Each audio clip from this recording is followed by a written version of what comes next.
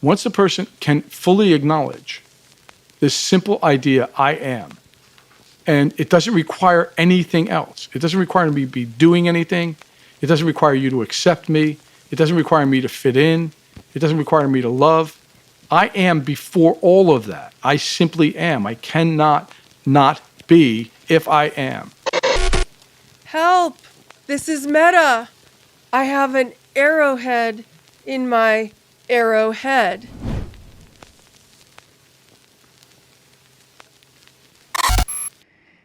So welcome back, Dr. Joseph Riggio. I'm so honored to have you back in our existential corner of the universe today.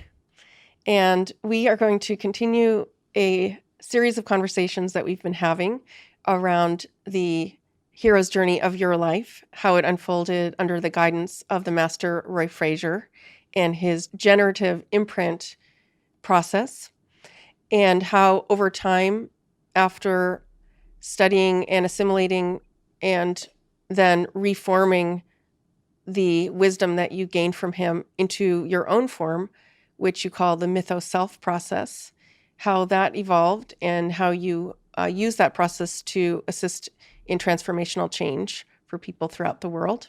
All right. Why don't we start with the more general area of the mythological structure? How does that sound? Okay. I mean, the thing that, I wanted to share a bit more of, I think might be interesting for us to talk about and people maybe to listen to, is the idea of what I refer to as mythic form, right? So I think we kind of stepped into the space a little bit when we were talking about Roy and what I was learning with Roy and my development early on of the MythoSelf process. And the reason that I kind of called it the MythoSelf process at the time was really a lead-in, if you want to call it that, from Joseph Campbell. And Joseph Campbell's idea that you had these 4 functions, as he called it, of myth, which was the function of social integration, sharing the social customs and forms that a person is supposed to integrate with, and the way myth carries those functions forward. The functional purpose of myth, where it teaches you how to survive and do things, how to find water in the desert or, set a trap for rabbits or whatever it may be, and there's stories involving that. Then there's the function of myth of identifying the individual as an individual, the realization of who you are and coming to terms with the identity of being. And what he called the cosmological function, or the way the cosmos is organized and our relationship to it. So those were Joseph Campbell's 4 functions of myth. And for me, what I realized as I continued to play with these ideas and build off of Roy's generative imprint process and the function of what I came to call a bit later on the autobiographical narrative, this story that we tell ourselves about who we are, that gives us the basis for making sense of ourselves in the world around us, our relationship to it, all those kinds of things are contained in that narrative. I begin to recognize that there's this idea of mythic form, this mythological filter that is in fact related to or connected with this idea of the autobiographical narrative, and the way that narrative helps us to structure a sense of who we are in the world and what the world means to us and how to relate to it and do things that are important. So in doing that, I also recognize that when I was working with clients, and you've got to recognize at this point, we're talking about literally tens of thousands of clients over the years I've worked with in groups, presenting to audiences, working with individuals one-to-one, all kinds of different ways of working with people, but thousands and thousands of people in the 30 years I've been doing this work. And what happens is that 90% of the time, I'd say, and I haven't calculated this, I didn't keep a record, but some vast majority of the time, people present what we can call their existential angst. Like, who am I? What does it mean to be me? What is my purpose in the world? How do I make meaning of this? Why bother waking up in the morning and even opening my eyes? These are the kind of existential questions that people are asking, I get it from students, what's the point of going to university? Whether it doesn't really matter what education I get, it's not going to necessarily determine what I do in the future. That's one aspect of it. And it may even be, listen, there is no future. Look at the way the world's going right now. Why should I invest these 4 years of my life right now when in 5 years, the world may come to an end as we know it, and this is meaningless, right? So these are existential questions. And then I get old people who are in their 80s and 90s, and they're asking the question, why bother continuing? Why go on anymore? Like, my life is over. Anything I could have done, I've already done. There's nothing left, Again, so it bridges the span from young to old, and this idea of why be concerned with what I'm doing in the world or my relationship to it when it doesn't really matter anymore, or it never mattered, right? And that is underlying the angst builds at some point for most people into what we can call crisis. And the crisis is literally kind of a nihilism, where there is no meaning, there is no purpose. They feel completely empty and void internally in every conceivable way. And therefore, it doesn't make sense to go on. They may not be quite suicidal, although they might be, but they're absolutely in some level of clinical depression at that point. The meaninglessness of life has overwhelmed them, right? And one of the people I paid a lot of attention to, and I probably began formulating this way back when. This was before I met Roy Frazier. In the mid-1980s, I did some training with Werner Erhard, and that was the S training. And in that training, the fundamental question is, what's the meaning of life? That's where Werner was going with it. And he was using a lot of work out of Heidegger, Martin Heidegger, the German philosopher, and his whole existential form. And ultimately, the answer that you get after you spend 4 days with Werner and an evening and lots of, let's say, verbal abuse was probably the right term, is that you came to the conclusion, or at least he gave you the conclusion, life itself is meaningless. Right? There is no meaning, right? And when you get there is no meaning, that there is no fundamental meaning to life, you're free to either assert a meaning upon it and make meaning of it what you will, or to give up the idea that it has to have meaning and just have the experience of your life as it's unfolding, right? And this goes back to what I think of as the first existentialist. And he's not necessarily as talked about amongst non-philosophy students as the other philosophers, but it's Soren Kierkegaard. And Kierkegaard said, the purpose of life is to be living your life. That was his idea, is to have the experience of being alive. And so therefore, there is no meaning you have to assert into the world or into your life beyond the fact that you're living, that you're alive, and you're having the experience of being alive.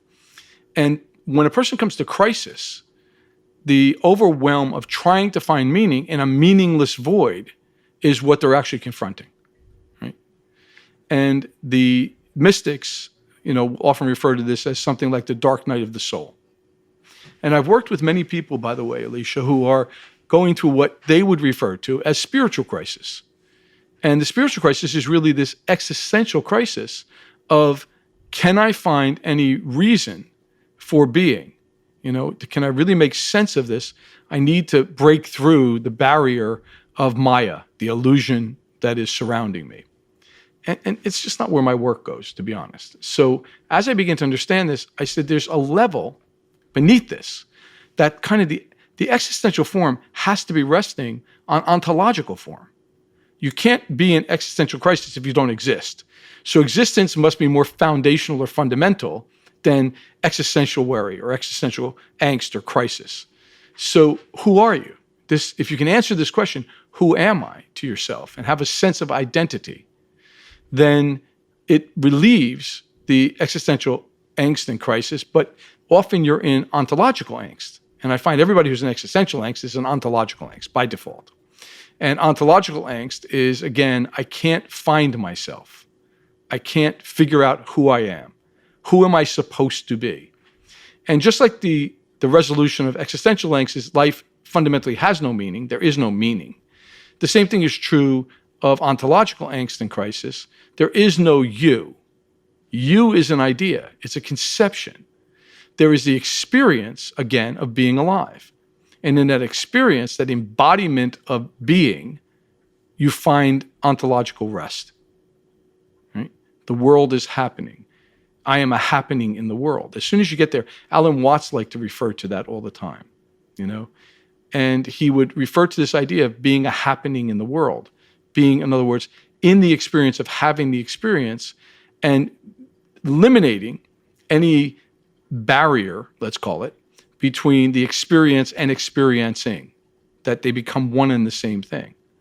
And when you go there, immediately all this work that people do, sitting on their feet for 20 years and trying to eliminate all the thought bubbles that are fermenting out of their gut, goes away, right? Because there isn't anything else. It's literally having the experience of the experience so foundationally, so fundamentally, so absolutely. There's no room for contemplation of who is it that's having the experience, which, by the way, I always think of as a stupid question that a lot of spiritual guides ask. Who's witnessing you having your experience of being who you are? Well, in order to do that, you have to actually step out of the experience of the experience. You have to go what we call meta to it, right? Literally put you into a state of dissociation. Guaranteed, when you're in a state of dissociation, sitting on your feet, contemplating who's having the thoughts that you're now having, because it can't be you, because you're observing yourself having the thoughts. So who is the observer? All that stuff is incredibly meta and dissociated from the experience of being present to sitting on your feet. Get it? Why is your preference for the experience of sitting on your feet versus the meta disassociated I am awareness? fundamentally a biologist in terms of my thinking of preference. In other words, what I mean by that is I think biology rules. The nature of what we are as biological organisms can never be denied.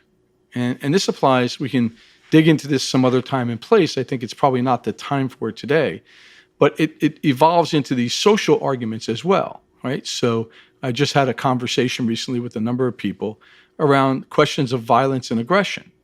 And a lot of the people that come and interact with me for various different reasons seem to come through the aperture of love and light and happiness and joy. And that's great. I like all those things. Love, light, happiness, joy, all wonderful things. But you can only have those things if you're willing to also acknowledge darkness and evil and pain and suffering, right? So even the Buddha said, life is suffering. So accepting that life is suffering and not trying to make it something other than what it is relieves you of the suffering. And it sounds counterintuitive and contradictory, but it really is the solution. It's just simply being present to things as they are without wanting or needing them to be different. And then there is no suffering. Suffering is really the desire for something to be other than the way it is. That's what suffering is. Okay? So the same thing is true when we look through the biological lens, just who are we and what are we as biological beings. And you look out and begin to survey the world of biological beings, whether it's, octopi or ants or primates of various species, bonobos or chimpanzees or gorillas or orangutan, right? Whatever it may be, our closest cousins, you could say. 99% plus of our DNA is shared. How do they live? Do they sit there and contemplate themselves? Maybe they do that when we put them in a cage in a zoo. Or maybe they do that when we train them to behave to get rewards. So if you'll tap your chest 3 times or you'll sign to me food, maybe they go into personal contemplation. But there's never anybody who's observed in the wild a gorilla contemplating. We've never seen orangutans in meditation, okay? They're either doing something or they're doing nothing. And in either case, whatever they're doing, something or nothing, they're doing it fully. They're just having the experience of doing that thing. And this seems to be the state of nature, is to just simply be present to what's happening, right? It's like the trees don't hope that the wind stops blowing them because their leaves are rattling. They're just present. The wind is blowing, the leaves are rattling. That's what's going on. There isn't any intention for it to be different than that, right? And what happens is all organisms build responses to natural occurrences, right? The simplest organisms on the planet of one cell know enough, quote unquote, and they're sentient in a way in terms of moving towards and away from light, right? They can respond to chemical signals. So the basis of life seems to be sensorial, sensing the environment that we're in and responding to it with immediacy in a way that either moves us towards or away from the experience of the experience we're having. Right? Okay, that's the inhibitory or excitatory response. Right. So that's why I'm so adamant about the idea of experiencing, if you want to meditate, experience being meditating, as opposed to trying not to have the experience you're having, because somehow or another it would be better if there were no thoughts and you went completely silent. Right? It's like the universe is wrong, right? Because somehow or another the universe is conspiring for you to have thoughts bubbling up. Your nervous system is conspiring for those thoughts to be bubbling up. Right? It's like stopping bubbles in boiling water. Why would you want to do that? When water boils, there are bubbles. Right? When people think, there are thought bubbles. That's what happens. When the brain is functional, we think. So as soon as we get this, what happens is this remarkable thing happens, is we stop thinking about thinking. And instead, we start noticing at a sensory-based level what we're experiencing. And maybe for the first time in our lives, we taste the peach. And then we ask the ontological question, who am I? You know, I am peach tasting. In that moment, that's literally who I am. I'm the tasting of a peach, right? And what's the meaning of that? To taste the peach. So the existential angst is no longer there. My purpose in this moment, if I bit into the peach, is to taste the peach. Right? And then a second later, who am I? Peach chewing. Who am I? Peach swallowing. Who am I? Peach integrating. Who am I? That which becomes a peach. Right? So it becomes, something that instead of fighting and resisting the universe, the world, yourself, you come to peace with it. It just becomes, this is what's happening. And then this, and then this, and then this. And life arises. Now, that for a human being, and I'm going to drop a bunch of names in our conversation today, if you don't mind. Please. Was looked at through another lens by a guy named Julian Jaynes, who was a psychologist at Princeton University.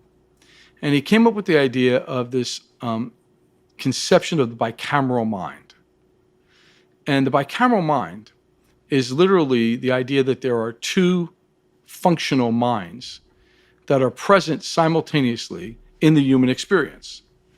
The mind that is having the experience and the mind that is describing the experience being had. And what he says is, if you look at old writing, there's a certain period of time, early writing, which is almost, you could say, pre-biblical, but early biblical writing as well.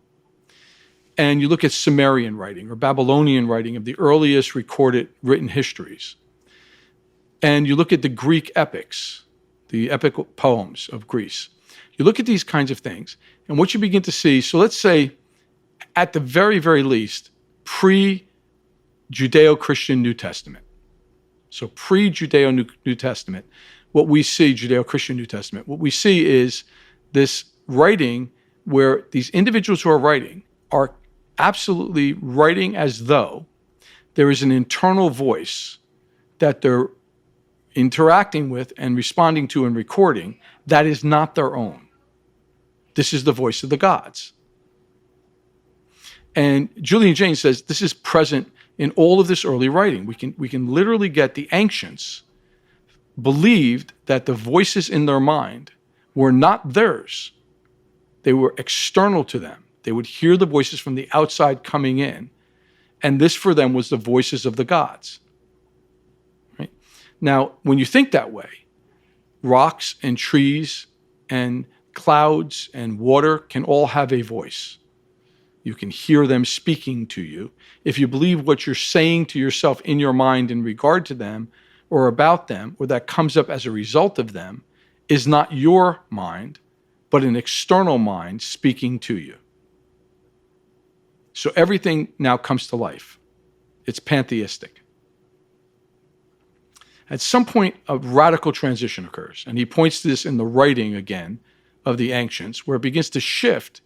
And all of a sudden, there's a recognition. This is my own voice. This is my own mind expressing thoughts that I have. And this is really a long time coming. The full realization of that idea probably only occurred somewhere in the Renaissance to the Enlightenment period. Somewhere between the Renaissance and the Enlightenment, people really understood profoundly that there was no external voice, that the experience they were having was not the voice of God, but was in fact an internal mind speaking to itself. And that was because we have multiple components that we can call the neural system or the brain, if you want to be more simplistic.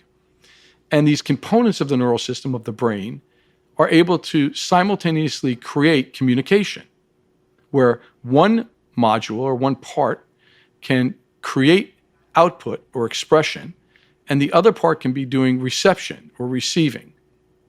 So you can talk to yourself and hear yourself simultaneously because you have multiple componentry, multiple modules of the mind that are capable of doing those two different things in simultaneity. Right? So we know this as a function of understanding the neural process now, how neurocognition works. Of course, there was no way to know that with the certainty of science in 3000 or 4000 BC. Now we can know it. But somewhere in the time period from, let's say, 1400 to 1800, in those 400 years, there was a greater and greater revelation that we could do this, and we were doing this, and that what people perceived to be the voice of God was mostly themselves speaking to themselves, and those who understood it not to be themselves speaking to themselves, we gave a label to, and we call that psychotic. Mm-hmm. And we know that there's a percentage of the planet who experiences profound schizophrenic hallucinations.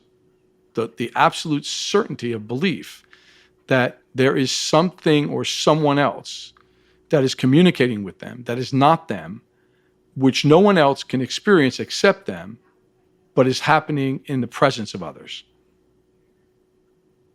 Right? Now, probably what is going to make people uncomfortable, or some people uncomfortable, is most of the saints and prophets are probably experiencing what we can call schizophrenic hallucination, the profound experience of hearing the voice of God in their mind and responding to it. And if you take any of us, me, you, anyone who's paying attention to this, and we think that everything we think in our mind, if we can imagine for a moment, we knew with certainty was not us, but some external agent speaking to us, communicating with us, how different our life experience would be. Right? So there would be those voices when we talk to ourselves that praise us. Wow, that was really good. I didn't know I could bake a cake that well. Oh my God. Now replace that with go, wow, that was really good. I didn't know you could bake a cake that well. And experiencing it as an external voice speaking into you when you look at the cake you've just baked and you're in the room by yourself. By the same token, we have all those other voices, which are not the same individual, but another individual going, you think you're a baker because you baked one good cake? What makes you think anybody would be interested in your cake baking skills? You're a loser now. You've always been a loser. Now, all this is coming externally by forces that are greater than us. How different our life would be. And this is what Julian James is pointing to. And Joseph Campbell is pointing to the same thing. And so, by the way, is a guy named Carl Jung, the great Swiss psychologist. And they're basically saying these internal messages that arise within us are driven by the energies of what it is to be human. Joseph Campbell particularly called them organ language. He said this internal dialogue was organ language. Organ or origin? Organ, O-R-G-A-N, organ language. Like our organs, our liver and our stomach and our heart is speaking. And these energies arise and create this communication. And Jung, of course, puts it into the form of the archetypal structures. And the archetypal structures are limited in range or breadth, but they're consistent throughout the world and from person to person. There's a range within which we experience what it is to be human. And we experience these structures coming forth. The idea of being a lover and a warrior and a hero and a goddess. All of these different things arise within what it is, the possibilities of humanity. Right? And this begins to form the foundational structures of myth. And depending on what's happening in that internal dialogue, whether it's literally auditory and you hear yourself speaking to yourself, or it's emergent in the form of visual patterns, and what you see in your mind's eye, or it's sensations in the body, right? Or it's an overwhelming sense that is hard to locate as an absolute positional concept, but rather seems to permeate space and time in some way. Doesn't matter how it arises. These are the structures of myth. This is what mythic form is. And because we're human, and because we have language, and we have the facility to communicate, we turn these into descriptions, into narratives.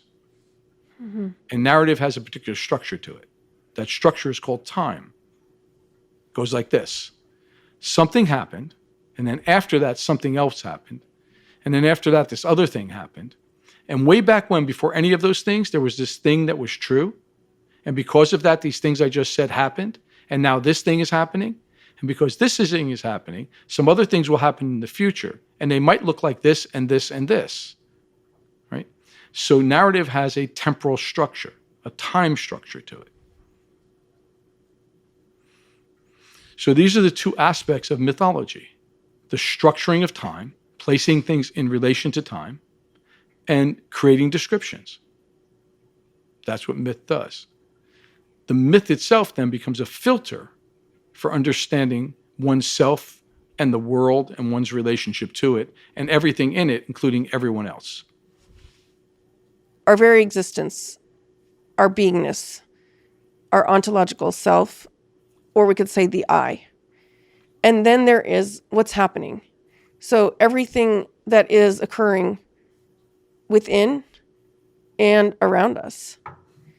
And then in between the two, perhaps, as an additional element, but you could clarify if this is true or not, is the impulse to create meaning and perhaps tell stories, narratives that include time. So past, present, and future comes to life in there. And somehow in that middle category is where myth making comes in as part of drawing meaning and narrative out of the combination between the I and what's happening. Is that the case? So there was a time where I probably would have agreed with your description entirely. Now I want to modify it a bit, having looked at this through the lens of a few more years and a few more thousand people. And I think that mythological form is in fact the ground. Now, what's interesting about it, of course, is we don't come out of the womb with mythological form. But we do come out of the womb with the ability to sense.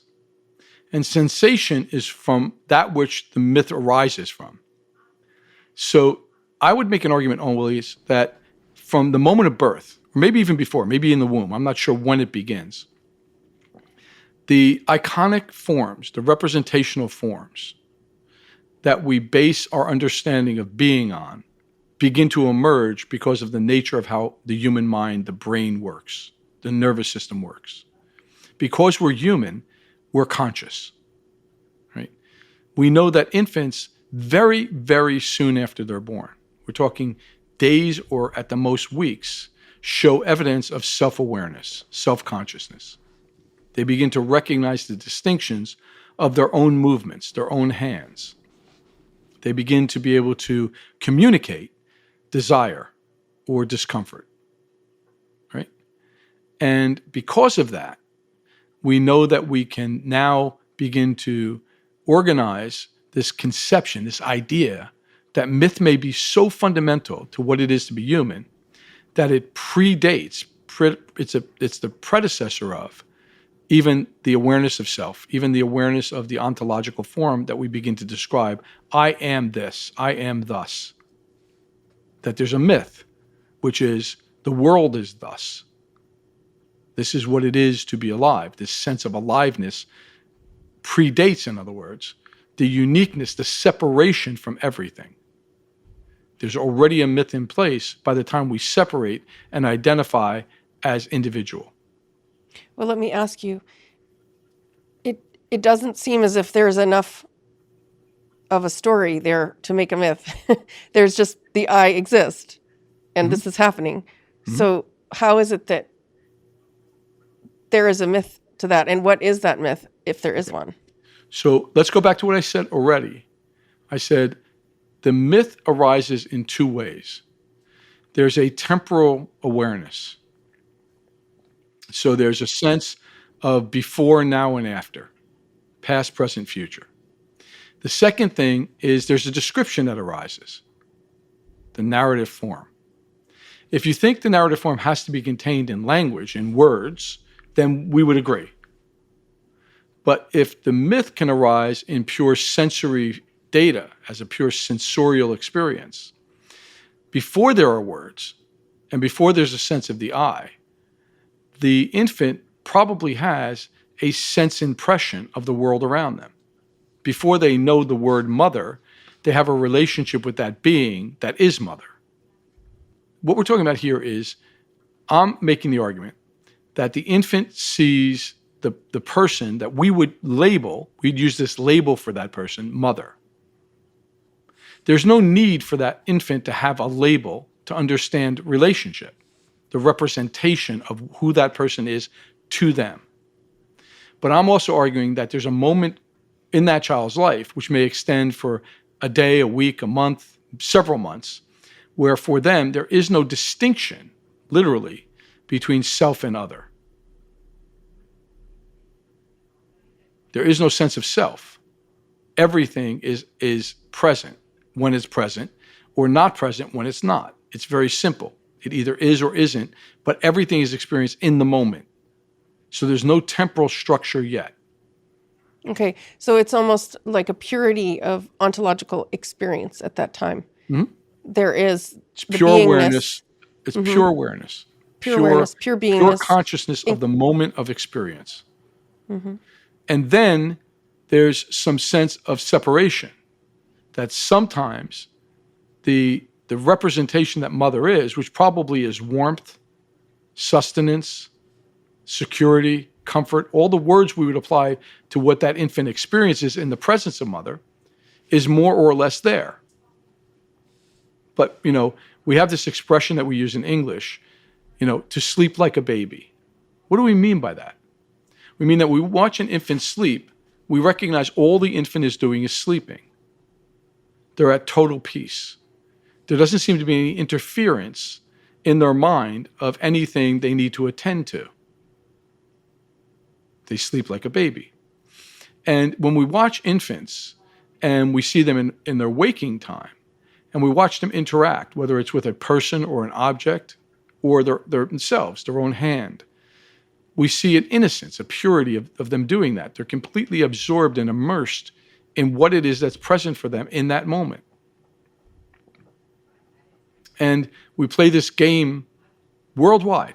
Parents around the world play this game without having to learn it, that we call peekaboo. We go in and out of the presence of that child. And it's pretty evident from the responses we're getting that at least up until some moment in that child's life, when the person isn't visually present, they've disappeared. They don't exist. So it's almost like the universe comes into and out of existence for them based upon what they can experience sensorially. Mm-hmm. It's also why infants, up again until a certain age, seem to get over discomfort so quickly. Something is uncomfortable, they immediately respond. There's no hesitation to the response. As soon as the discomfort's removed, they're immediately calm again. There's no lingering sense of the discomfort. We have to learn to do that. We have to learn, I don't know if it really went away or whether it will come back. At some point for the infant, it's either there or it's not. When it's not there, there's nothing to respond to. For adults, it hasn't been here for 60 years, but God knows it could come back. And a story included that incorporates past, present, and future around what happened. Right. So, I was verbally abused when I was 3. Nobody's done that since then. I'm 56. But at any moment, somebody could verbally abuse me, and I remember the trauma. So I'm going to organize my life not to experience that trauma, or if it should come, to be ready for it. So I'll keep myself in a state of high anxiety. I'll dump as much cortisol and adrenaline into my system as I can to be in constant readiness for that. And despite the fact that it's given me a presence an ongoing persistent arrhythmia, and I'm probably going to die of a heart attack and not somebody verbally abusing me, at least I'll be ready should it happen. Get it? So this is why I'm emphasizing this and why I think it's so important to have a persistent, useful mythology, a way of making sense of the world in the narrative you hold about who you are and your relationship to the cosmos as it is. How do you get that persistent, useful mythology, and what is it? Well, the first thing is you might be one of those few fortunate people. I don't know what the percentage is, 0.2% of the population of the planet that's born with it. There just seem to be some people who have it. It's there. So if you're not a member of that 0.2% of the population, you pretty much have 2 or 3 or 4 choices, you could say, about how you get one. One is you're fortunate enough that you live in a culture where the mythology of the culture is integrated and aligned enough with the environment, with the life that you're living, that they overlap and match well enough. You don't need one other than the social one that's shared with you. So the shared social myth actually functions in every way to position you in relation to the world as you know it to be and the way you're experiencing it. So we can say it's likely that at least in some of the Aboriginal peoples of history and time and place, there was a persistent integrative myth which aligned so much with where they were on the planet and the experiences they were having that it just all made sense. They could just step into that myth, live their lives surrounded and immersed in it, and it would make sense day by day by day by day. Okay? That's probably as close to being, in a very, very positive, complementary way, animalistic as you can get. Right? So living at the sense of ease with nature and who you are, and as an animal would living in the woods or in the water or in the sky. The second way that we can look at building a myth is to become aware of the choices that you can make and beginning to sort for that which you can be aligned to, which fits you as you know you are. So, in other words, you're not going to take the entirety of the myth that's culturally present, but the bits and parts and pieces of it that suit you and reject the others. So there's this need to learn how to be in both acceptance and rejection of the mythic forms that you're exposed to. So this makes sense, this doesn't. I get this, I don't get that. And that can happen outside of any awareness you're even doing it. You just continue to align more and more and more and reject more and more and more without making any effort at it. So we see this often in highly religiously organized cultures, in cultures that have a persistent, we can say, spiritual or religious mythology. So anything that falls within the realm of that fundamentalist, religious, spiritual, philosophical form is accepted. If it's not inside of that, it's rejected. And by accepting the philosophical form as one's own, it eases one away from any of the obligation to have to figure anything else out. It's either inside or it's outside. If it's inside, I move towards it and act in relation to it. If it's outside, I move away from it and I reject it. So one of the great stories I could share, and I'm not going to share it in any depth right now, is when we look at this particular subculture here in the United States of America, of the American Amish, we see some of this. We see people who have a very persistent, strong narrative of a way of life, how one should be, who one should be. And we see this period of time where the young are given an opportunity to step outside of the myth, to go experience the world that's non-Amish. In some places it's referred to as the English. So you can either be part of the Amish or the English. And the Amish people are a contained community with incredibly strongly understood and held beliefs that organize and create a coalescence of position. And everybody else is the English. They're outside of that. And the youth are given an opportunity in their teenage years to go and experience English life outside of the Amish community. And you might look at this as an Englishman, as somebody who looks at it from the outside in and go, what a repressed life. Special clothing, the inability to use mechanical devices of many kinds, no access to electricity or the communication devices associated with electricity. Most of these people live in handcraft or farming communities, right?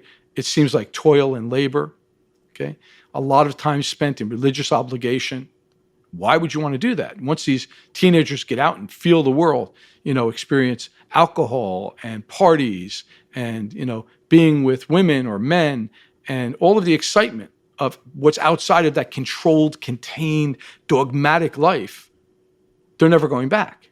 And yet what we know is the vast majority of them go back because there's great comfort there. I understand. This makes sense. I don't have to work in making sense of my life every day. I use my hands in the service of God, as an example, right? I understand my obligations to my neighbor, and my neighbor shares that same sense of obligation to me. I can count on that.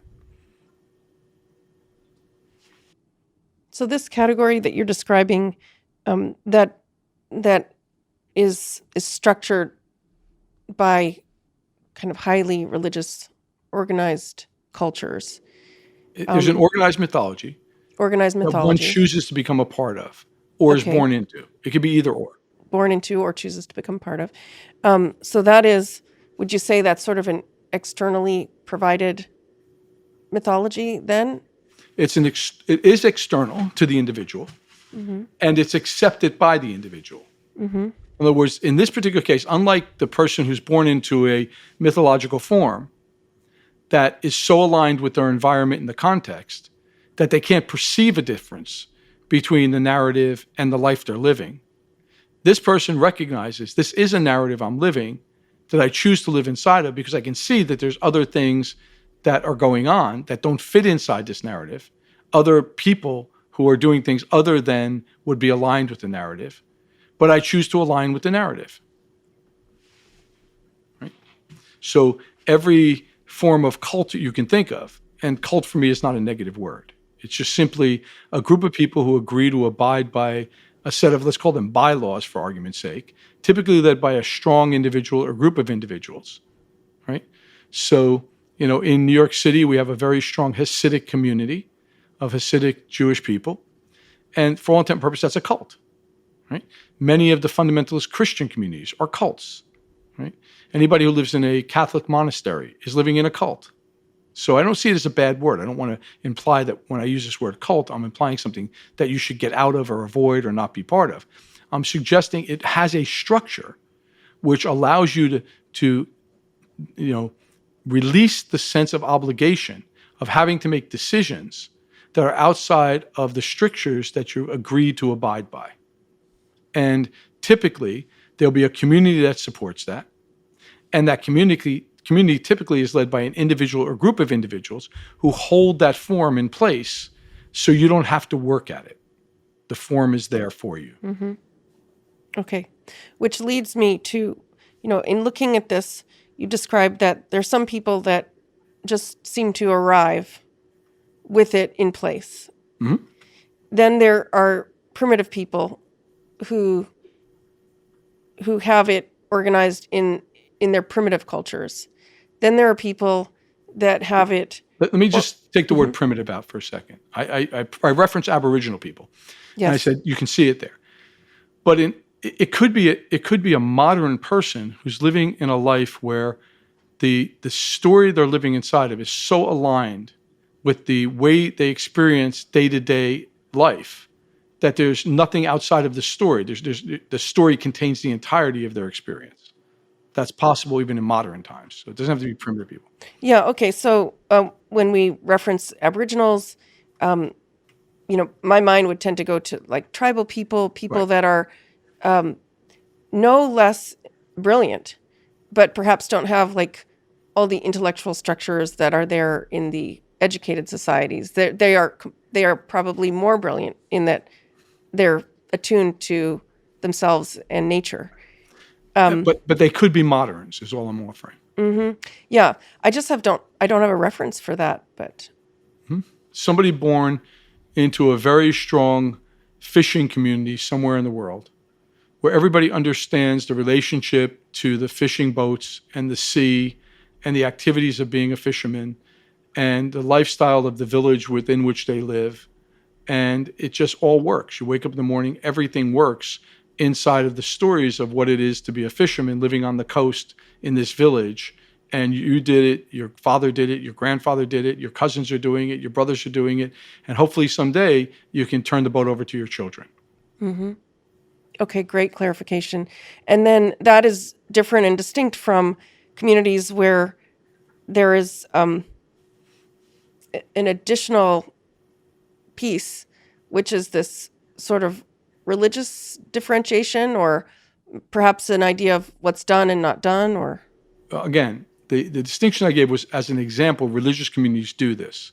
However, the third distinction is where you're living inside of a myth that you recognize is organized externally and in relation to other potential external myths, which is not the one you're living.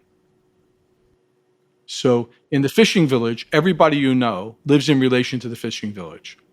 Somehow or another, they're all connected to the boats going out in the morning, casting the nets, collecting the fish, bringing the fish back, producing, the day's catch. Even if they're not fishing, they're connected to the men who fish and the results of the fishing. So the mongers, the fishmongers, are dependent upon those boats coming back full of fish, right? And the housewives who are going to cook meals for their family are going to build those meals around the fish that are caught, and so on and so forth. So everything in that environment is so aligned with a way of life that's understood by everybody who's living that life, or in relation to that life, or in the adjacent to that life, that there's no need for anything outside of the agreement that's social there, that you need to make sense of the world and understand it. Okay. Would you mind, I just am struggling with understanding the distinction between the category 2 and 3. Right. So could you summarize that again? So in 3, it's that fishing village, right, is overwhelmed, you could say, by the city that's next to it and the realization of all the people who live in the fishing village, that with a half a day's walk, they could be in the city doing something else. They could be in the city, working as a car mechanic or something, whatever it may be, right? And so there's these alternative myths that you're confronted with on an ongoing basis. So I gave the example of the Amish. The Amish are constantly confronted because their neighbors are English. In the same community, there's a mix of people. Some of those people, the ones I connect with, the ones I'm part of, my community, are all Amish. But my next door neighbor isn't English and doesn't abide by the rules of my community. Joseph, this sounds tribal. I mean, it sounds as if it's a contained tribe tribal versus a tribe that is aware of, present to, and dealing with, on some level, adjacent tribes. Mm-hmm. And the adjacent tribes are so close at hand, so to speak, that the observation of that other way of life is present every day in every way. Mm-hmm. They haven't blocked off, or quadrant off the edges so hard that there's no awareness of anything but the way they live. Mm-hmm. I'm getting a picture of this. This is spatially based, perhaps population based. There's a locational aspect to that. That in, earlier times, one tribe would exist without necessarily being aware of other tribes. And now one tribe exists perhaps even on top of, in the midst of, right, in concert with. Exactly. Yes, additional tribes, different tribes. And, okay, there was that first kind of person that came in with it. That's very intriguing. We haven't really talked about that. There's the second and the third. And I'm wondering, is there a loop here? Is there another person that is... Well, there's a fourth. I said there were 4 basic ways. Okay, great. And the fourth way is, and what we said was, how can you get the myth? So the 5th way is you don't. But the 4th way is you recognize that there's distress in your life. You have mythological distress. I don't have a way of organizing or making sense of my life. I don't have a way of organizing and making sense of what it is to be in the world as I know it. I don't have a way of making sense of all these other people around me, having their experiences, some in relation to me, some having no relation to me, but being present in the world as I know it to be. I have no way of making sense of any of this.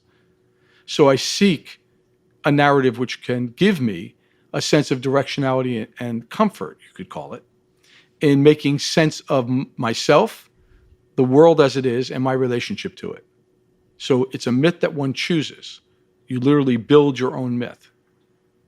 Okay, and let me just ask to clarify again, in the category of mythological distress, how is that related to an existential angst or crisis? Without the mythological form being present, there will always be existential angst. Is it a chicken versus the egg? It's what I'm saying, and what I found to be true, is the mythological form is foundational. It's the absolute ground. Now, I say that a bit tongue-in-cheek, or out of the other side of my mouth, you can say, because I'm going to say that that mythological form is actually pre-linguistic. It's somatically organized. Mm-hmm. The mythic form is literally somatic. But as soon as the somatic form is in place, what arises is mythic form. They're indistinguishable from one another. So again, Joseph Campbell's comment, it's organ language. It's the energies of the being that arise to form a conception. And if that conception is coherent, if that conception is consistent, the person has mythological form. For most people, it's not coherent.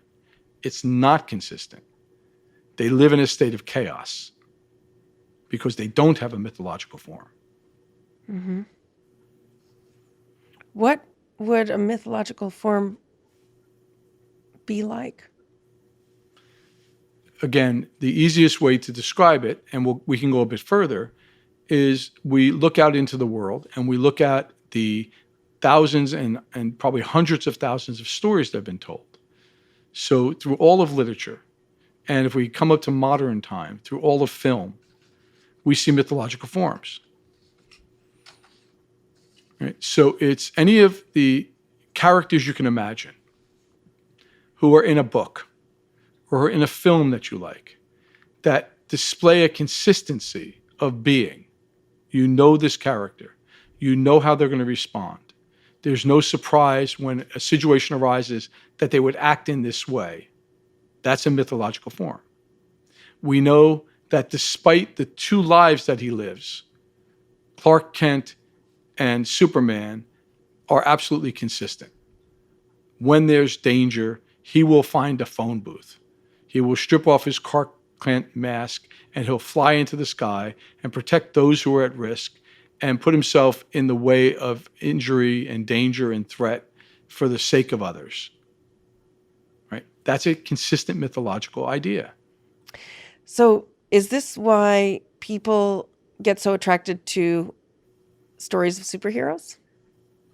I would absolutely say yes. I mean, the reason that, Marvel Comics and Disney do so well is they're using deep foundational mythological forms. So, the blockbuster hit of my late teenage years, Star Wars by George Lucas, was literally built on Joseph Campbell's structure of mythological story, the hero's journey, right? Literally built.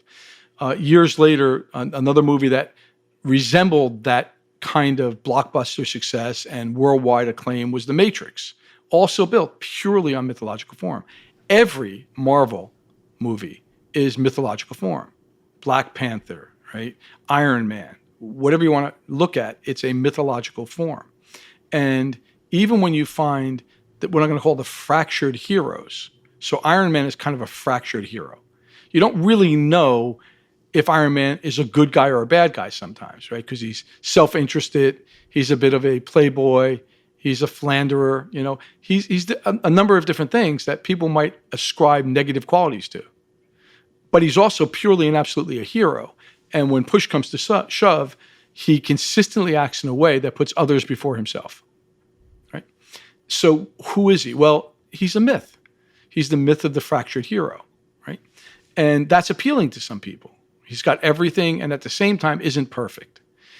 The Black Panther, on the other hand, is a non-fractured hero, but there's a question that comes up in his unfolding, the story of his unfolding, where you question whether or not he is in fact pure. And it comes through that he is who you think he is, right? Again, mythic form. We look at, even the other couple of things that came out of another universe, the DC universe, for instance. And we look at, Wonder Woman. And this is another structure that we can look at. And so there's these different universes that play with myth. And I mentioned Disney. All of these little cute, furry Disney characters are mythological characters, right? And they go through the hero's journey. The Lion King. The young lion is born. His destiny is to take over the kingdom. Everything is set up for him. And in classic Disney form, he becomes a half orphan. Disney's not afraid to make half orphans or whole orphans very early in their movie structures. And this is because now the hero has to find himself. That protective, secure, absolute certainty of being has been taken away. So they leave, you could say, the tribe. They have to reject, or they're rejected by, all that seems to be defined. And they have to redefine for themselves and their place in the world. This is the classic hero's journey, to make sense of the world as the individual. This is the building of personal myth. So the people who are born with myth, the people who are born into a myth, the people who have a myth that they can choose, that's well-structured and formed external to themselves, don't go through this process in the same way. It's the people who have to build myth that go through the hero's journey. When we need myth, then we crave myth. So we get attracted to myth in some form or another. And so that's sort of this internal yearning for that, Right. for that mythic self and that mythic structure. And there's that in us. And then there's the myths that are provided by Disney, by Marvel, by DC Comic, et cetera, et cetera. So what I'm trying to get at is there's our innate need for myth, a craving for a yearning, et cetera. And then there are myths that are being provided to us. Mm-hmm. And so it's kind of like fast food. We could just go eat those myths. Okay, so the mythic form of the hero, as an example, is pure. The delivery of that can be organized as anything from propaganda to foolishness, triviality. It can be made trivial. But there's a non-trivial aspect to the structure of it inherently. Mm-hmm. And this is the ability of the myth maker, the mythogenic self, the individual who's making their myth, to notice for what is aligned for them and what's misaligned, to accept and reject intentionally, Mm-hmm. like that third level. Mm-hmm. It's that same idea to have the ability to recognize this is aligned for me, this is not. Okay. The discrimination, it's almost like you have your own gold panning tray and you Mhm. have to differentiate from, what of this myth is serving me and what Mhm. isn't. Right. It's if I go to a very fine restaurant and they have a set meal, I may love, 3 of the 4 things they put on my plate, but I don't have to eat the 4th, right? Now, within a certain mythic structure, the person goes, well, if it's on my plate, I have to eat the 4th. They feel obligated because it would be wrong to not eat it. It would be wasteful. It would show a sense of superiority that they think they know more than the chef. And so they begin to override their own instincts. They may be the best Brussels sprouts in the world. I don't like Brussels sprouts. The fact that the greatest chef on the planet made them doesn't change them from being Brussels sprouts. They're still damn Brussels sprouts. I don't like Brussels sprouts. I'm not eating them. But some people go, well, the greatest chef in the world made them. I should at least try them because, they might be great Brussels sprouts and I should. And now there's these shoulds and oughtas and woulds and mights that step in and disrupt the instinctive flow of the individual, the intuitive sense of rightness. And for many people, this has been the challenge, is from the time that they were introduced into the world has been corrupting their innate sense of instinct and intuition. Mm-hmm.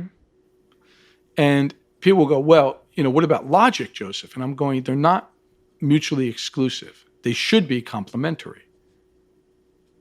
So a really intuitively intelligent person goes, I get that there are many people in the world who might love Brussels sprouts. I get this is one of the greatest chefs in the world. And if you were going to eat Brussels sprouts, probably his Brussels sprouts or her Brussels sprouts are amongst the best you'll ever eat. But it doesn't change the fact that I don't like Brussels sprouts, even though I can recognize they could be good for me, that other people can enjoy them, that there's nothing wrong with eating Brussels sprouts. I just don't want them. So there's both intuition and logic present simultaneously. The internal intuitive sense, this is not for me, without the rejection and having to make it into something wrong or bad or evil or not good to reject it, right? And most people have been trained not to do this. They've been trained into black and white, right and wrong, good and bad. Get it? As opposed to good for me, right for you. And also some part good for me, some part not good for me. Right. So picking off the plate that which you desire and choose, right? And recognizing I could be sitting next to you at a meal, and the thing I reject is the thing you most enjoy. And not making you wrong for enjoying it, not needing for you to change your opinion so we can be at ease and in comfort with one another. And recognizing the thing I most enjoy, you can't even have on your plate, so you put it onto your, bread plate, so it's not on your main, entree dish, whatever it may be, right? And this is the great challenge of society. So part of what Joseph Campbell said, this 4 functions of myth, one of them is the social myth. And the social myth is designed to integrate a homogeneity into society and flatten society so that there should be no differences. We are a culture of Brussels sprout eaters. Okay? And there's always going to be an individual within that structure who recognizes the inherent rejection and objection to being part of that part of the myth. I get a picture of our world now.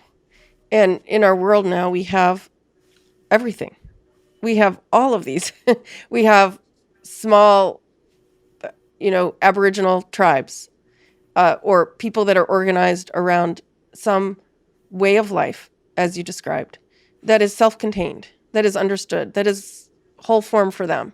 Then there are these groups of people, which we could say tribes, that are attempting to maintain some homeostasis in close proximity to other tribes. Then there are people kind of lost in the fray, you could say, seeking their myth and trying on, eating the fast food of the myths provided to them, and perhaps feeling this sort of underlying angst that those fast food myths may or may not be serving them. They may not be satisfying them as food. And then there's also these rare people that you describe that are these sort of mystery people that we haven't spent much time talking about that just came in and have something or other in place. But it just seems like a lot. It's a big melting pot of human experience. Well, there's 7 billion of us, so that should not feel super surprising. It is a big melting pot, and there's a lot going on there. But I want to point out at this point, as you describe all that, maybe it makes more sense when I say that mythology, the mythological form, is the ground. Because for me, at least, it's hard to understand if your mythology is in conflict with this intuitive sense of who you are, how there could ever be ontological rest. The system can never come to rest if you're constantly being who you are is at odds with the myth you're living from. Right? So the fast food eaters, as you put it, are constantly having at least some aspects of profound conflict with what they have to accept to be true because they've accepted the myth that just doesn't fit for them. Right? They're constantly eating Brussels sprouts and finding themselves having gastric distress and blaming themselves because they feel bloated and uncomfortable, as opposed to rejecting the Brussels sprouts. Okay. So they took on a myth that was provided to them conveniently, and they they're sort of, it's like somebody gave them a Halloween costume and they put that on. Right. And they're hoping that Halloween costume makes them feel whole. Mm-hmm. But instead, perhaps it has some fleas in it or something. Right. And they actually feel really uncomfortable. We watch this stuff actually unfolding again in front of us in literature and in film. I just watched a film, which this is not a blockbuster classic that's going to go through all time as a legendary film that exposes human experience in society. And it's called The King's Man. And it's part of a series of movies that is this kind of fantastical group of people who are an extra intelligence agency in Britain that, provide safety for society and almost superhero-like stories, okay? And this is the origin story. And it goes back, and part of it is this wealthy man, a duke, has become a pacifist. And the reason he's a pacifist is because he experienced, the horror and the angst of war. And his wife was killed for no reason other than she happened to be in the wrong place at the wrong time by a stray bullet in the Boer War, the war between the Dutch and the English in South Africa. And they were forming, originally, they were devoted to the formation of the Red Cross. And she gets killed. This beautiful pacifist woman who wants to help others, stray bullet kills her. He hates it. He devotes himself to pacifism. She makes him promise on her deathbed, so to speak, as she's dying in his arms, that their son will never see war. Well, World War I comes about. And when World War I comes about, there's a great fervor in society to be patriotic. And one of the myths of this society is, it is sweet to die in the service of one's country. And it's in Latin. They share it in Latin. And this kid who's, 18, 19 years old, wants to go to war and serve. And his father's doing everything to block him from that. He's a duke, so he has connection with the general, and they prevent him from going to the front line. Well, he maneuvers his way to the front line. And without giving away everything, he realizes at some point how right his father was. There is no glory, no beauty in dying in the service of one's country. It's ugly, it's horrid. And he makes this comment, he could not imagine what it is he's now experienced before he experienced it, how right his father was. And there's a scene later on where the father expresses that we have to free the youth from the idea that it is sweet to die in the service of one's country. Mm-hmm. Right? Well, think about this for a moment.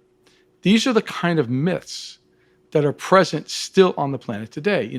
My job, my obligation, my highest calling is kill the infidel. My highest calling is serve the country and kill others who threaten it. My highest calling is protect the king, take a bullet for the president. Right?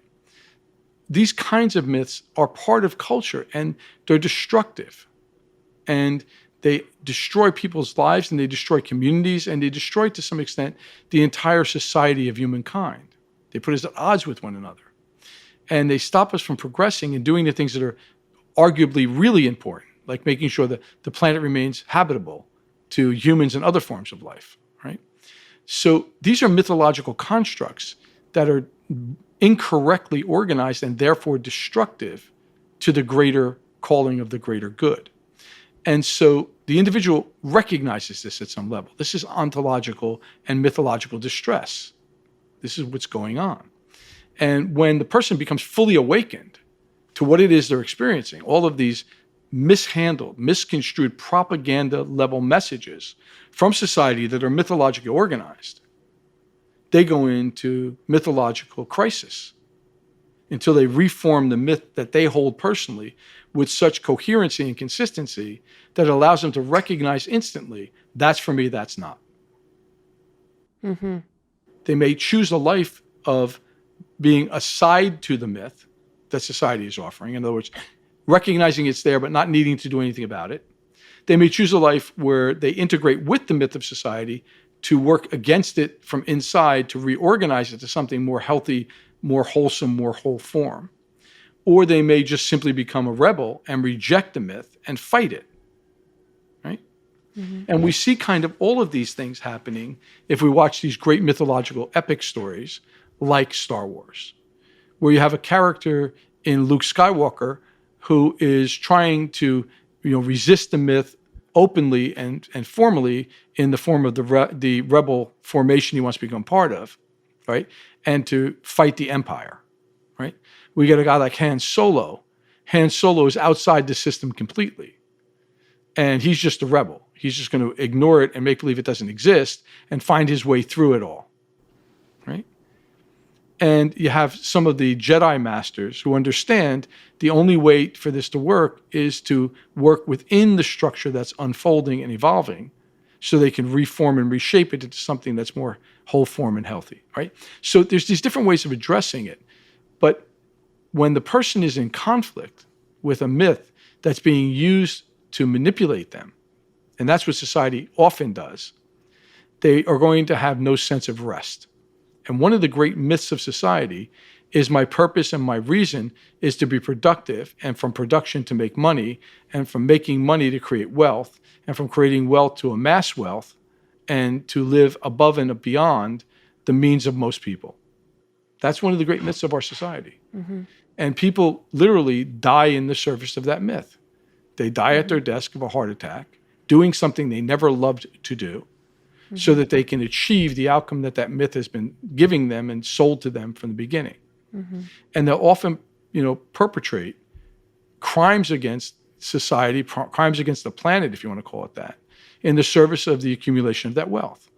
Whether it's environmental crimes or human crimes, doesn't really matter. They're willing to do whatever it takes, including destroy lives, destroy the possibility of life, to achieve their outcomes, to achieve their ends. And it's, justified, if you will, in many cases by, if I don't do this, someone else will. Therefore, it's okay to do. But they experience this black conflict within themselves, whether they recognize it or not as that. And the reason I know this is because many of these people, having gone through a life of 50 or 60 years doing this, wind up talking to me privately and paying me money, paying me some portion of that wealth they've accumulated to try to resolve this internal conflict that has been building and fermenting to the point where it's like a boil that is untenable anymore. They can't manage the pain and suffering it causes them. So we've spent time in this category 4 person, which is where they are suffering from mythological distress. And whether they face that or don't is that the embedded hero's journey?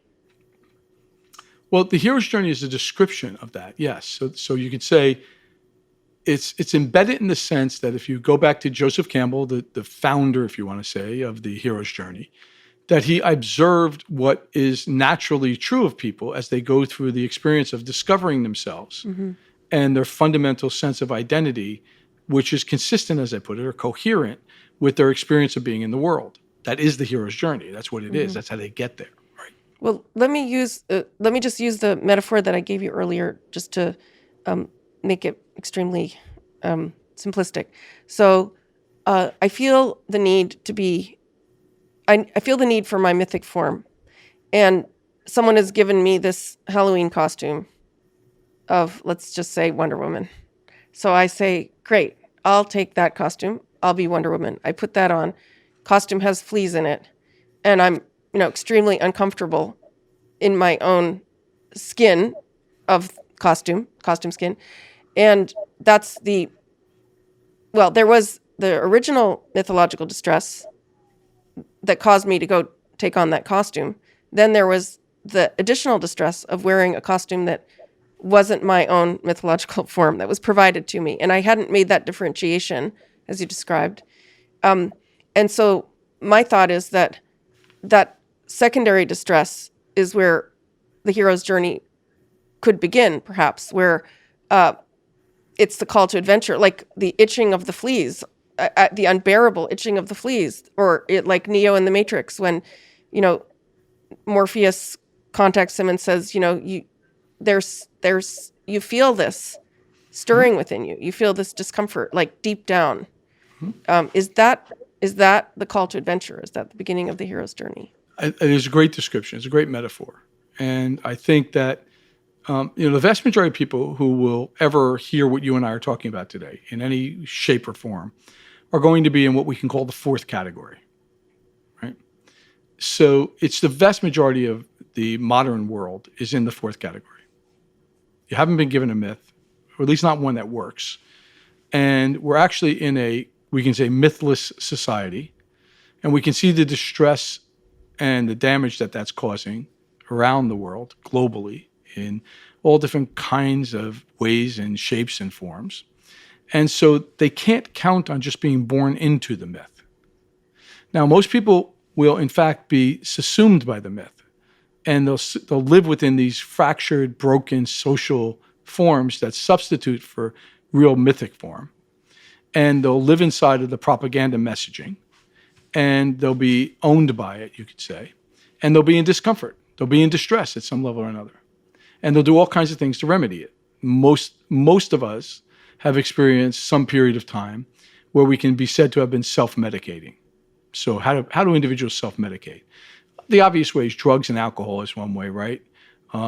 Misunderstood sexual lust is another way, right?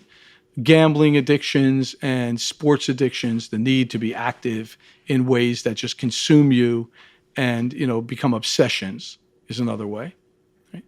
And we have all these different ways that religious fervor can be another way of self-medicating, right? Meditating and, sitting, as I say, on your feet, cross-legged on the floor can be another way of self-medicating. There's a million ways to self-medicate. And most people who are born into the fourth way are actually in this kind of self-medicated state for either some portion of their life, the vast majority of their life, or their entire life, right? I said I'd drop a number of names in this session.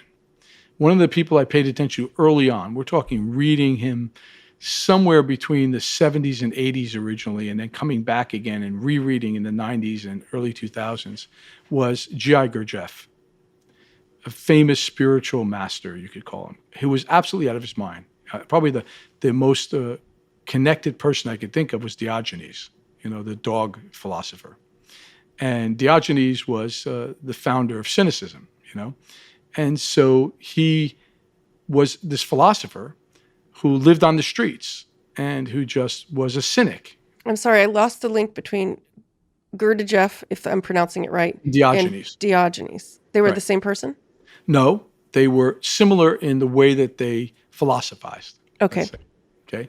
So they saw the world as it was, right? There's a famous story told about Diogenes where he's famous. He's a very famous philosopher, and he's got a lot of followers, and the cynics are very popular at this time. And Diogenes literally lives on the streets, and he's living in a wine barrel that's been cut in half, this huge wine barrel. And that's his home. Great.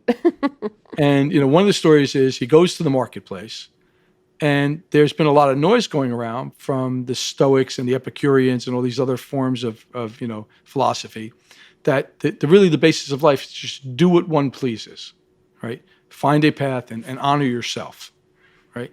So people eat in the town square. There's like a big, area where there's food stalls and there's people making food, tables and places for people to relax and commune around, eating. And he, begins to masturbate in public. And, he gets challenged. What the is wrong with you, Diogenes? Where people are eating here. He goes, I thought we were supposed to do whatever we wanted to do, whatever came to us in the moment that would give us pleasure. So this is the kind of guy he was, supposedly. So one day, Alexander the Great comes through town and wants to meet Diogenes. And so they take him to where Diogenes is in his wine barrel. And Alexander stands there with his, retinue and says, Diogenes, I've read your stuff and I'm an admirer of yours and I want to come and say hello. If there's anything I can do for you, please ask it and it shall be yours. And this is Alexander the Great.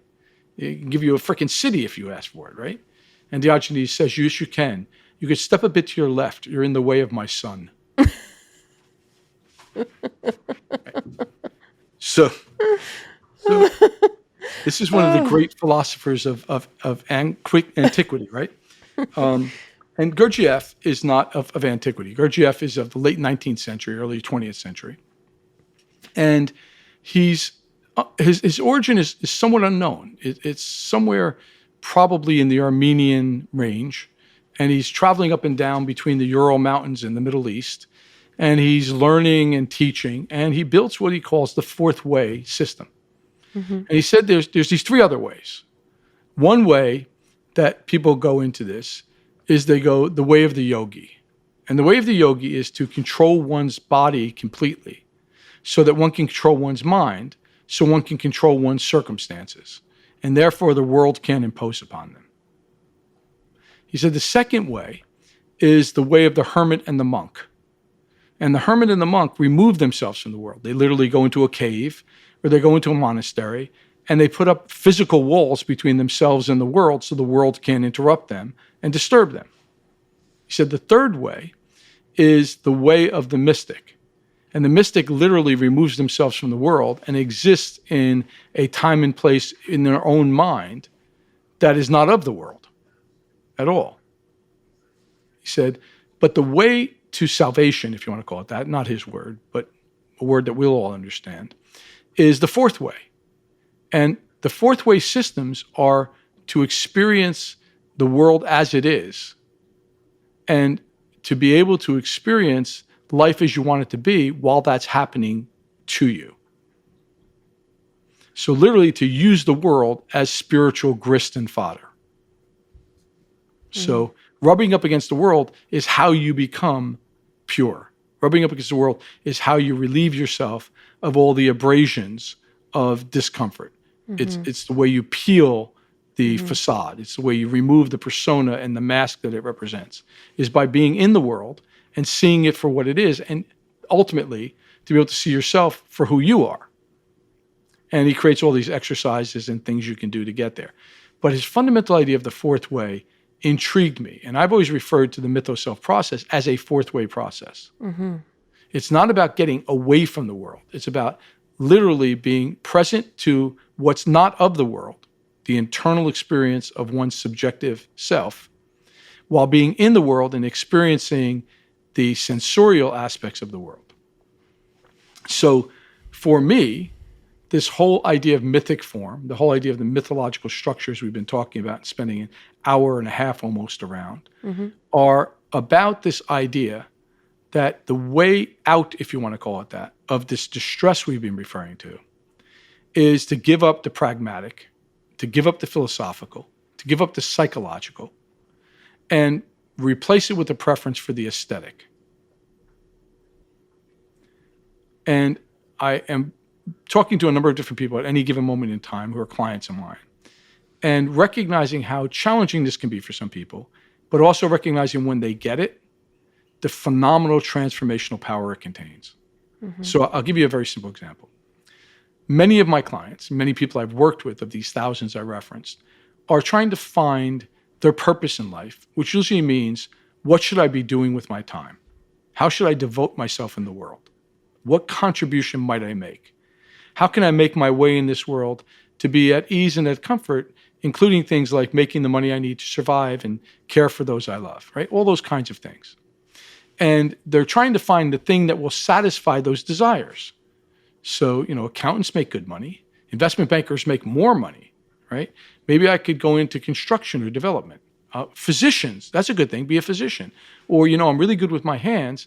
Maybe I'll become a bricklayer and, whatever it is, they have steady work, right? Whatever the reasoning is. And maybe I'll do what my father does because it's easy and he can get me a job. That might also be an option, right? But I start them and go, stop. I don't want you to do anything. I don't want you to change anything. I don't want you to give anything up. I don't want to throw any babies out with the bathwater. But I want you to start thinking about, what are your proclivities? What is it that you find yourself naturally able to do? What is easy for you in such a way that there's no effort involved in the doing of it for you? And secondly, after you've done that, only after you've done that, begin to consider what you enjoy doing. So in many cases, what I find is people don't necessarily find what's easy for them and comes to them naturally as the thing they enjoy the most. Those are not necessarily the same thing. So we take it in two steps, the aesthetic orientation we're going to move into first by looking at what's the natural proclivity we were born with. Right? Some people are born with the proclivity for language. Some people are born with the proclivity for math. Some people are born with the proclivity for manipulating, materials and craft. Some people are born with a natural understanding of other people and have tremendous insight and empathy. There's all kinds of proclivities. Some people have the proclivity of art visually or three-dimensionally, whatever it may be. It doesn't matter what it is. What is it that comes to you without you having to think about it? Your ability to plant flowers and make them grow better than anybody in the neighborhood. I don't know. But what is it that just comes to you and you make no effort in the doing of it? Secondly, what do you enjoy? What do you like? What brings you pleasure? Right? Mm-hmm. And then begin to notice the interface between these two things. Begin to notice that which I naturally do, which I seem to have been born with a proclivity for, a talent for, and that which I enjoy. Mm-hmm. And look for the sensory basis for that. What's the sensorial basis for the way these two things interact? Right?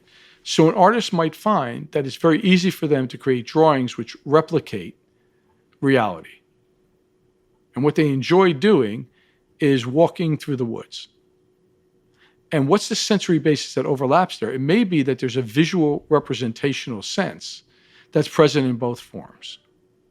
It may be a physical sensation they have when they're using pencil on paper or brush on paper, whatever they're doing to create their art, and the feeling of moving through the trees. It doesn't matter except to identify the sensory basis where the overlap between the two are. And from there, you can begin to now build a sensorial basis for making decisions. And this is really the basis of my life's work. I think we mentioned in one of the other calls that for me, the summation, of what I do is to find the essential way a person wants to be in the world. Maybe in a way that's they're unaware of. They have no awareness of this is how I actually want to be. But by teasing it out of them, it becomes very apparent both to them and to me. And then because they're not living that way, they're not experiencing life like that they're immersed in that experience 24/7, 365, building a space within which they can't be any way other than that. And I do that relationally. I interact with them so they experience themselves like that when they're with me. Mm-hmm. And we do that through story, through movement, through dialogue, through visiting places and spending time together, all kinds of different ways that are mostly to the person I'm doing it with, by the way, invisible at the time we're doing it. Mm-hmm. Except they have this sense when I'm with Joseph, it's easy, it's comfortable. I enjoy the time. I don't know what he's doing. In fact, I don't think he's doing anything. I'm not even quite sure why I should be paying him, but there's something about it.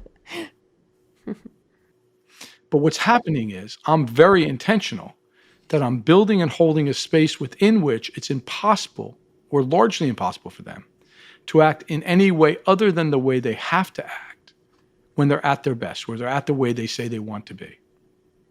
And I hold that space long enough and with enough consistency until they get to the point where they begin to hold it for themselves, where I no longer need to nudge and push and poke and prompt them to make the adjustments to be that way. When that happens, that they're now holding the space for themselves, I make sure they begin to see me as irrelevant. And the only reason they and I might, from that point, continue to have a relationship that's professional would be they want to learn some specific skills that I have that I can then introduce into their way of being that enhances and makes available to them more of what they want to be doing than they would have without the skills. But that's different. That's a completely different function than building the fundamental way of moving in the world where they are most naturally as they are like themselves, where these proclivities, these talents, and this sense of pleasure and enjoyment of being alive is simply the basis for everything else.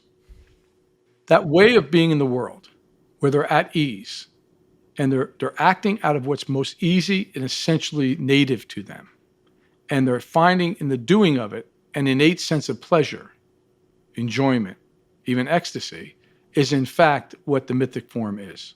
It's that way of being in the world. That is the mythic form. Incredible.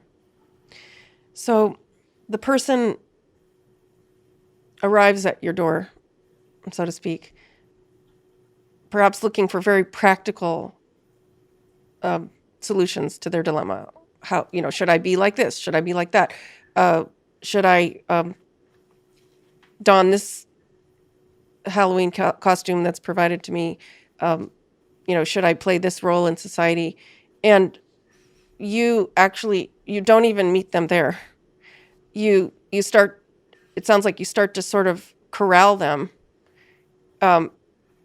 Like you start to sort of put this almost like a vice grip on them, and you start squeezing and squeezing and squeezing. I actually get a picture of that scene in Star Wars where the walls were coming in, the floor, We're in the the water garbage was chute. coming up. Yeah. So that's you. You start encroaching upon them to get them into this place of their core essence, their core being. I actually like the image because you picked the scene where they're in the garbage chute, as I said. Right? Yeah, I'm not sure the metaphor really works, does it? I often think that my clients come in, they're in the garbage chute, but they don't know it, and the walls are closing in. Right? Mm-hmm. So they come in, they go, there's three reasons that, again, some vast majority of the people who show up. Right? I want to make more money. That's one, because society is so driven by the angst of not having enough. Right? Mm-hmm. The only enough is more. So however successful they are, by the way, I have people walk in who are making tens of millions of dollars a year who want to be more successful, Mm-hmm. right? I have people who walk in who are making tens of thousands of dollars a year and can't pay the bills who want to be more successful, and everybody in between. Mm-hmm. And they're driven by, I need more. I want to grow my business. I want to get a bigger salary. I want to save more money and have more wealth. I want to invest so that I can have a future, whatever it may be. I want money, Joseph. Help me make money. Okay. The second reason is career. I want to do something I love. I'm worn out. I'm burnt out. I'm stressed. I'm anxious. I'm uncomfortable. I wake up every day and dread what I have to do. Or, I don't know why I'm doing what I do. I don't dread it. I don't hate it. It's just bland. It's like going through the life with a bowl of unseasoned oatmeal as my Quiet only desperation. food. Right. And then the third reason is relationships. My life is falling apart. I'm not connected to the people that I claim to be most deeply involved with. My spouse, my lover, my children, my parents, my brothers, my sisters, my friends. It's all meaningless babble. I don't feel like I'm getting it. Or I'm deeply connected to people, but not the ones I think I need to be that are most important. Or I'm deeply connected to people, and some of my most important relationships have devolved to the point where they're just causing me distress and I don't know how to get out. Relationship. Those are the three. Money, career, relationship. Top three. Okay. There are other things that show up on occasion, but those are the top three. Mm-hmm. If I was that kind of guy and I worked with it, there would surely be a fourth, which would be health. Right. Mm-hmm. I don't do a lot of work with people around health. So the only people I ever work with around health are typically referred to me by one of the people who came in through those other three doors. And so these three doors open and they all come in wanting what they think they want. I want more money. I want greater success. I want better relationships. So there was a guy named McClellan, and he formulated an idea of the drivers of human experience. And it's interesting that he said that the three drivers of human experience are power, achievement, and affiliation. Money, career, relationship. Mm-hmm. Right? And it was interesting as I read his material that I could see these overlaps of these same things that people walk through the door with. Mm-hmm. So people are either power-driven, they're achievement-driven, or they're affiliation-driven. And they don't feel like they're succeeding. So we could say that everybody who walks through the door is in some level of existential distress. Mm-hmm. I don't have enough power. I don't have enough achievement. I don't have enough affiliation. Right? So I'm in distress because of that. And what I know is you don't have an organizing principle. You don't have a mythology that can inform you about how to be in the world in relation to these things that are important to you, or any of the other things that are important to you as well. And in fact, the area where your life is working, so I have people come in and they're killing it. They're super successful.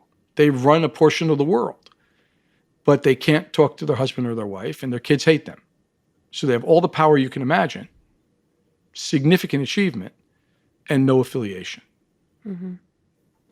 And the challenge there is that one aspect of their life is in conflict with the other aspect or aspects of their life that are important to them.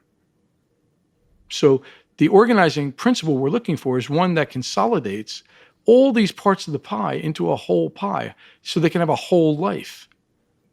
Mm-hmm. Right? One of the things I've taken to recently, for example, is there's a lot of noise in the marketplace among coaches to 10 times your success. I'm going to 10 times your business. I'm going to 10 times your wealth.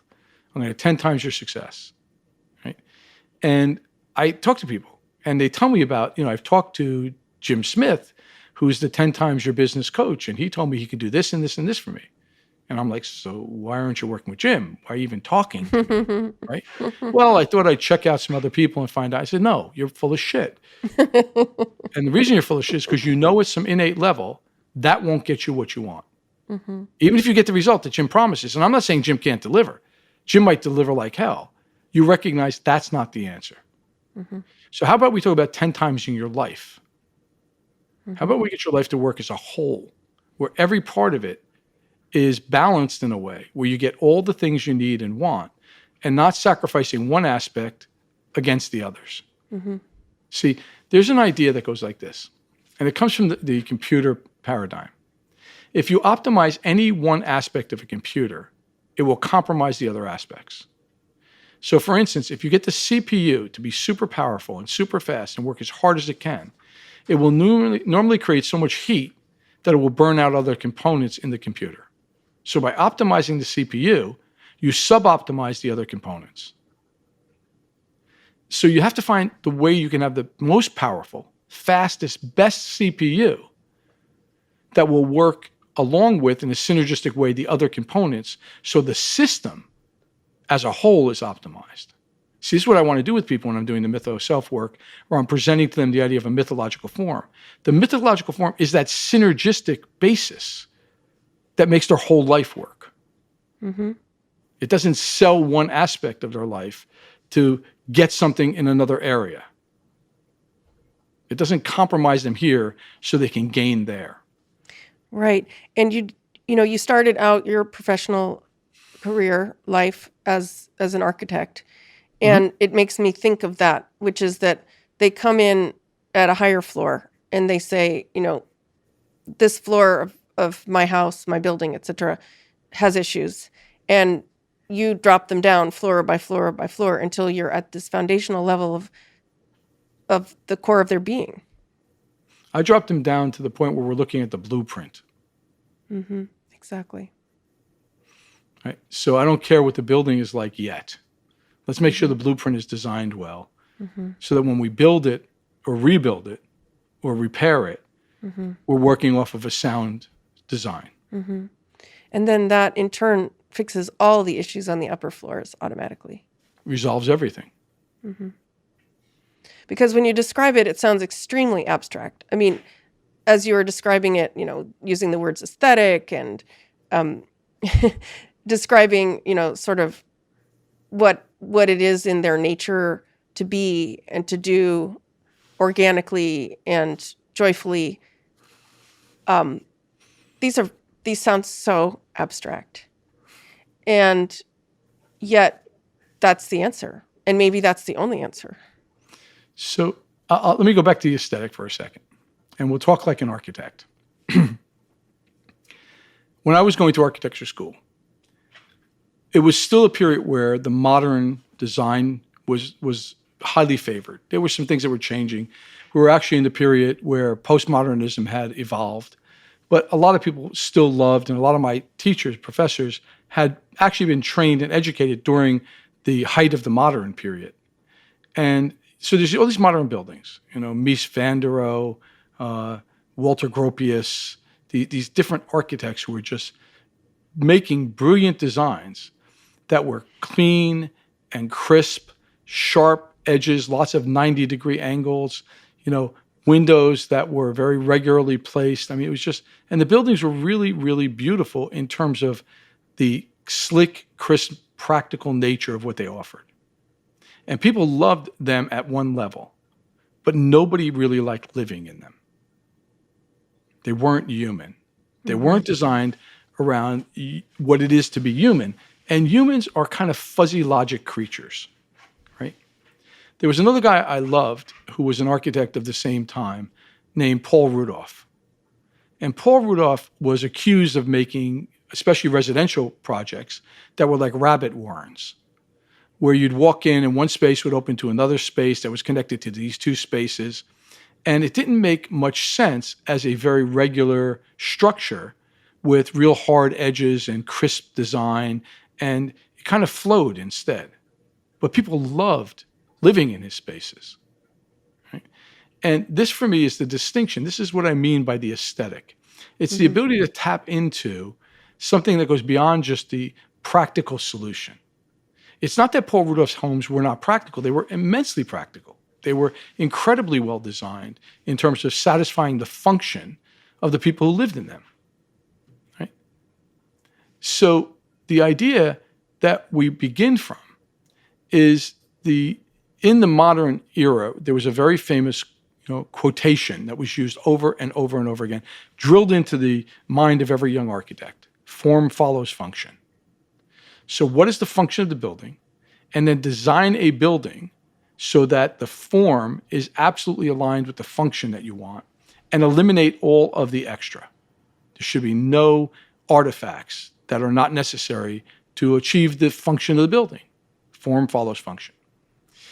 Something that I kind of picked up when I was working with Roy, remember I was a young architect at the time, and he would talk about form, form, form, form, and on occasion, every 18th time, function.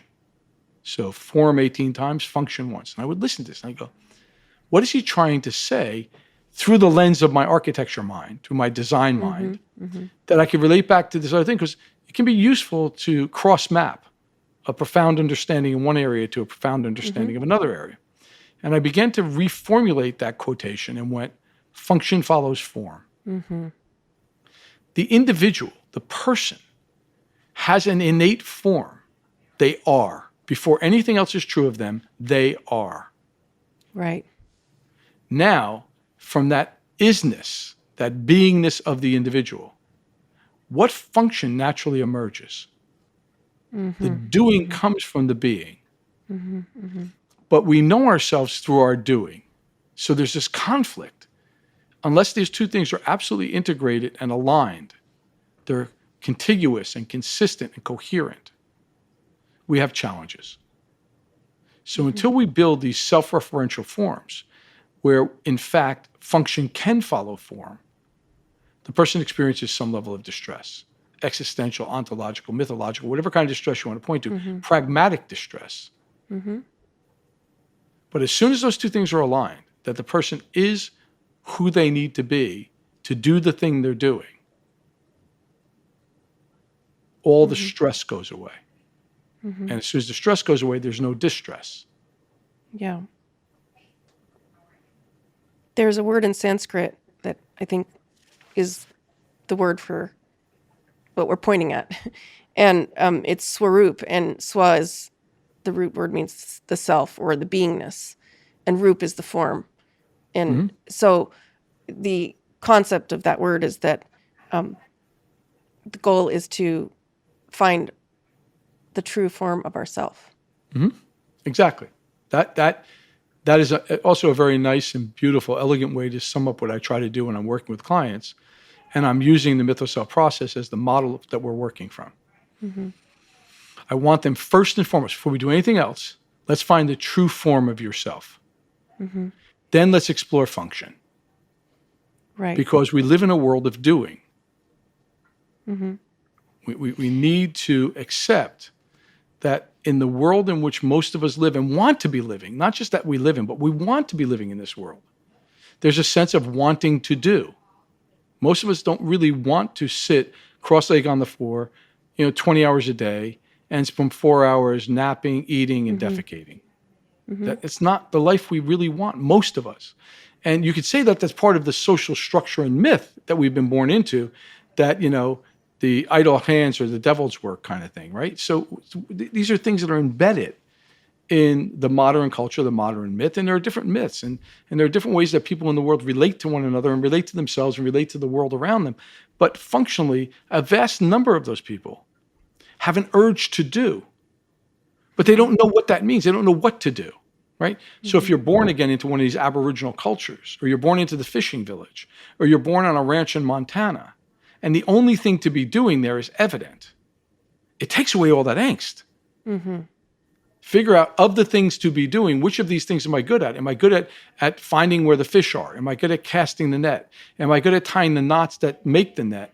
Am I good at cleaning fish? Am I good at selling fish? Am I good at salting fish? What am I good at? There's only a limited number of things to be doing here, and naturally I'm drawn and pulled into that. Right? I'll give you one of my guilty pleasures. One of my guilty pleasures is that I am deeply drawn to watch movies and stories about chefs. I think of myself as a master chef without training. And so, I fancy myself a great cook, okay? And there's something about being in the kitchen and being with food and entertaining people and enjoying, breaking fast with people, so to speak, that really intrigues me. I think there's something so human about the experience of cooking and eating and sharing food. And I watch these great chefs. So I watch a lot of shows. Chef's Table is a show that Netflix produced. The movie Burnt with, what's his name? Bradley Cooper, right? And there's these other movies. There's lots of chef movies out there, stories about restaurateurs, And I watch them over and over and over again. And part of the reason is, oftentimes, these are stories about people that have found a calling. Many great chefs are chefs not because they wanted to make a lot of money or they wanted to be famous, but because they couldn't not find themselves in the kitchen and find themselves happy, right? It is a grueling career. There's no guarantee you're ever going to make it to executive chef. There's no guarantee if you make it to executive chef, you're ever going to become a celebrity chef. You're going to work hours and hours and hours a day. 12, 14-hour days are not uncommon in that business. Coming home exhaustedly tired and smelling like fish is not uncommon in that business. Right? But the people who do it love it. They get tremendous depth and gratification from it. And the ones who make it to celebrity level are rewarded enormously for the dedication and the talent they bring to it. And that combination of the joy and the talent coming together that you see in what we can call celebrity chefs who are truly masterful at their crafts is just something that I admire because I understand the aesthetic of it. You cannot be a great chef without being an aesthetically driven individual. The taste, the smells, the visual image, the sense of creating a space within which the meal is shared and enjoyed, the ability to communicate in the kitchen and drive people to want to perform at this incredibly high level in an incredibly challenging and difficult environment. There's so much about it that I admire, and I recognize it as an aesthetic experience. So, bringing us back to where we started, the one thing that I'm still a little confused about is that, and perhaps we could use the architectural building metaphor. It sounds as if when a person has an existential crisis, I would say the existential crisis has to do with who am I and what am I supposed to express, let's say. Not necessarily do, but what's the expression of my own being? So I would put that down as the blueprint. I also heard you saying... What's the blueprint? The blueprint is, who am I and what am I supposed to express? What is my form and function? A lack of understanding of one's form. Yeah. What is my form and what is the natural expression of my form? And so is there a difference between the existential crisis and the mythological crisis, or are they truly one and the same? They're not one and the same. One arises out of the other. So the mythological crisis is not having an organizing paradigm that allows you to inherently, innately, and naturally, without effort, make sense of the space you're standing in the world. But it's not intellectual in the sense of who am I or what should I be doing. It's aesthetically organized. It's sensorial, right? It's the fundamental realization of the Buddha, right? The final challenge of the Buddha. I shared a bit of this story with you already. Is he's being challenged, and as he's being challenged, he's confronted with this question, the final question before full enlightenment. By what right do you have to be here sitting under the Bodhi tree? Mm-hmm. And without speaking, the Buddha reaches down with 2 fingers of his left hand and touches the ground and saying, by virtue of being on Mother Earth. And in that moment, he receives full enlightenment. Right? This is pre-linguistic. Mm-hmm. There's the existence itself. I exist. That's the answer to the existential crisis. I exist, simply that. I exist. Right. And all this is happening around me. And the mythological answer, we could say, is that I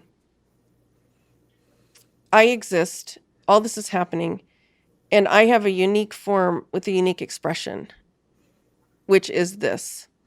Mm-hmm. Fill in the blanks. And having found that, then the entire structure of one's life also finds its true form. Mm-hmm. Potentially. I mean, there might be some earthquakes in the building as the foundation gets shifted. It doesn't matter, because what happens is once a person can fully acknowledge this simple idea, I am, and it doesn't require anything else. It doesn't require me to be doing anything. It doesn't require you to accept me. It doesn't require me to fit in. It doesn't require me to breathe. It doesn't require me to eat. It doesn't require me to sleep. It doesn't require me to have a lover. It doesn't require me to love. I am before all of that. I simply am. I cannot not be if I am. So it's that freedom to recognize I am without any need for anything more than that to be true for me to be. It's a release. The steam has been released. The pressure valve has been, discarded. And then because I am, what shall I do? Okay. So the myth comes into the expression of the I am piece. There's the I am, there's the pure existence. And then there's the impulse for that existence to express in some way. And that's where the mythological form. Function will follow form. Function. That's the mythological, that's the function that follows the form. Mm-hmm. Incredible. Yeah. Right. So I think in closing, I'll give a recommendation of one of my favorite all-time food movies. Okay? And it's called Today's Special. It's an offbeat film. I don't think it ever was a blockbuster of any kind, about a young Indian chef. Parents are probably, the way it intimates, they're from India or maybe Pakistan. They own a small restaurant somewhere in Queens or Brooklyn. I forget exactly where. I think it's Queens, New York.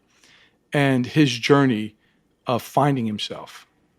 And it's just a beautiful, beautiful hero's journey story, both about who he is, what he is, connected to his sense of legacy and ancestry, connected to the people around him and relationships.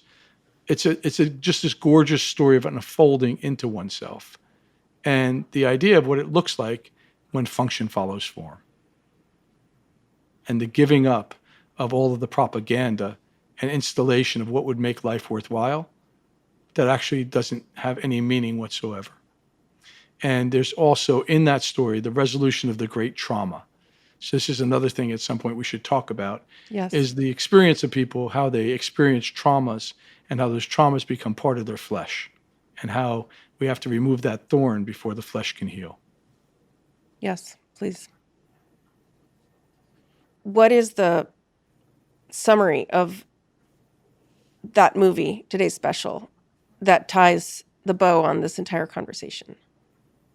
Again, the fundamental idea of this young man who's clearly in existential distress, who's been installed with a myth that is not his own, the refinding of that fundamental form of who he is, and then living from that into a function that makes his life whole and complete, and the way it causes everything literally around him to come into place and fall into place, and you see this resolution, this totality that he becomes. Beautiful. Yeah, it's a beautiful story. I love it. It's humorous. It's warm. It's challenging, and there's also, of course, without giving anything more about it away, the great shaman who leads the way for him. Mm. Plus, there's some food involved. Wonderful. Joseph Riggio, thank you so much. This is extraordinary and really an unparalleled conversation. And I look forward to continuing to pull on the threads that have shown up in the tapestry of this conversation today. Cool. So I look forward to future conversations. Great. So when you watch today's special, I'll give you one more small comment. You'll begin to think of me as just another taxi driver. Okay, that was an Easter egg. Thank you. You be well. Thanks, Alicia. Thank you so much. Have a purple kiss on me.